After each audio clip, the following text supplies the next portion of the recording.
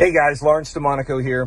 I wanted to give you guys an update on the ATF situation. We've all seen the letter that is spreading like wildfire across the interwebs regarding the ATF's plans to steal private property from dealers. And of course, I'm referring to the FRT 15.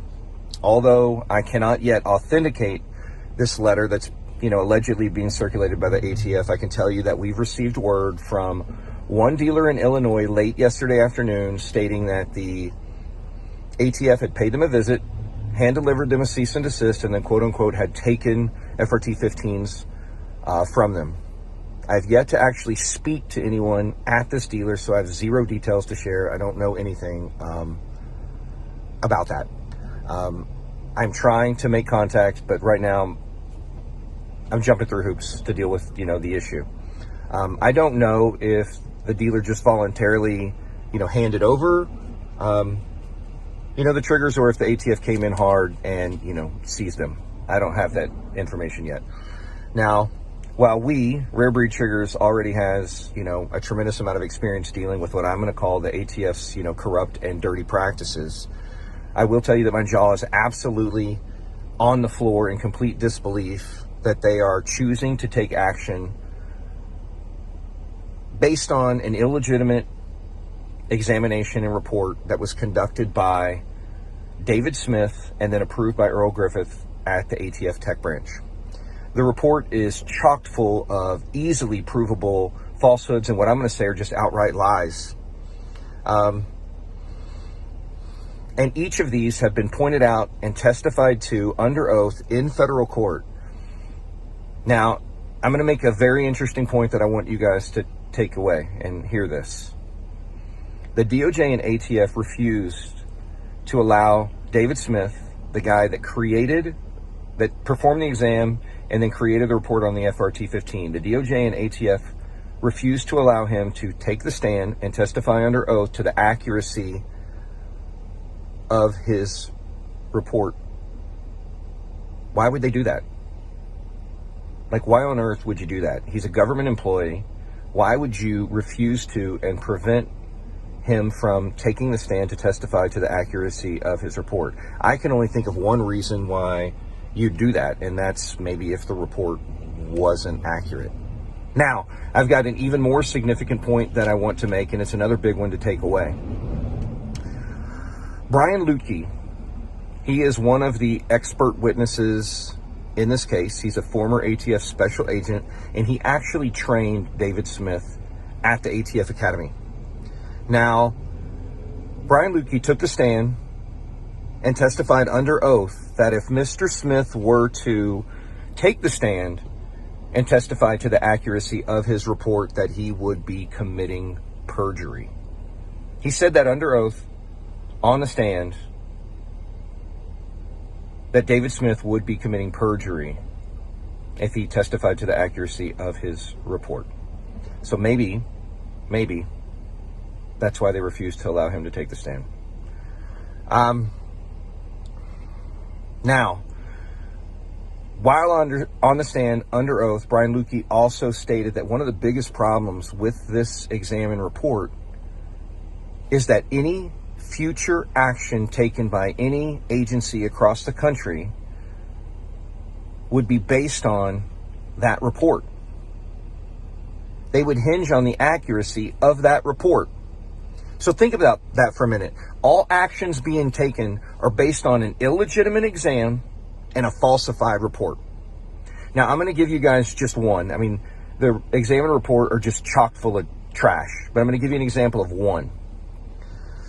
Mr. Smith stated in the report that the bolt carrier's forward movement automatically releases the trigger and hammer, allowing the weapon to expend a second projectile without a separate pull of the trigger.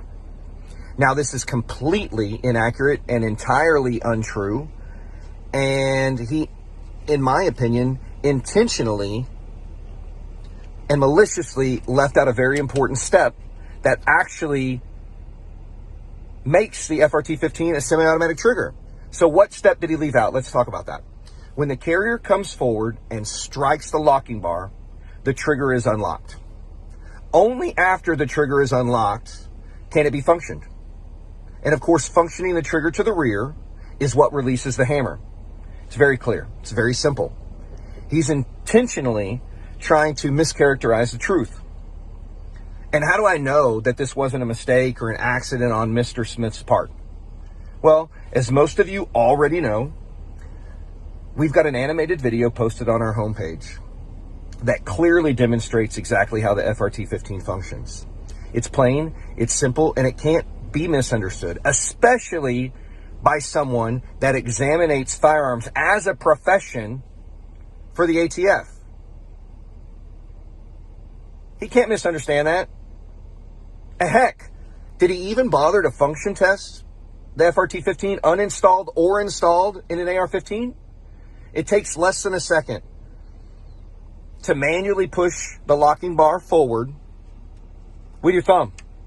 It takes less than a second to push the locking bar forward with your thumb to see that it doesn't release the trigger and hammer. Further, it's plainly obvious that the FRT can only expend one round per rearward function of the trigger. To say anything different is entirely disingenuous. So anyway, how do I know that this step being left out was intentional and malicious? Well, it's super simple. Mr. Smith didn't include our animated video in his examination and report. He included a screenshot of the video. So, including a screenshot proves he knew about the video, but he made a conscious decision rather than to include a full video that is very clear to choose one still image and include it in his report so that it would support his mischaracterization of the truth. And then, of course, the ATF and DOJ filed a motion in limine to prevent us from submitting that same exact video into evidence. They didn't want the judge to see the video. It's very clear. They did not want the judge to see the video. They chose to add a still image of the video into the administrative record, but chose to leave the actual video out of the administrative record. Well, that was done by design. And I feel that David Smith and Earl Griffith have intentionally created and released an illegitimate exam and report. Absolutely. Now, keep in mind that this is just one example. I mean, it's literally just one example of how much BS and lies and mistruths are in the examination report. Their entire case is based on lie after lie after lie, and it's just downright dirty. Now, I'll put together another video as quickly as possible that clearly demonstrates this portion of their report being false. Now, the ATF has this video, along with numerous expert witness statements that rebut their examination report, along with transcripts from the last hearing where the special agents took the stand and swore under oath that, one, David Smith would be committing perjury if he took the stand and testified to the accuracy of his report, but also numerous rebuts of many issues in their examination report. Now, there's no denying that they're aware that their report is bad, but they're still ordering special agents or other ATF employees to act on enforcement based on this illegitimate exam and falsified report. Now, to me, it's unconscionable that they would do this, and you can guarantee we'll be filing a new lawsuit just absolutely as soon as possible. Now, this news was first put out by the GOA yesterday. Now, we've been in contact with them for more than 6 months now, but we've yet to receive any support from them or any other like 2A group. Now, we have a call scheduled with them today. That's fantastic. And hopefully now that the ATF is attacking individual citizens, freedom and liberty, maybe they'll finally, step up and offer to provide us some assistance. Because I'll tell you what, I would be happy to have all the help that we can get, for sure. Now, I'm going to close up by saying I've said it before, and I'll say it again, and I'll say it again for you guys to just forget it. We're not backing down. We're going to see this through to the end. For sure, you can bet your bottom dollar on that. Because here's the deal, guys. If the ATF can simply just say that the FRT-15 is a machine gun without that claim being based on actual law as written in the U.S. Code, what's to stop them from just reinterpreting the AR-15 altogether to be a machine gun? There's nothing to stop them from that.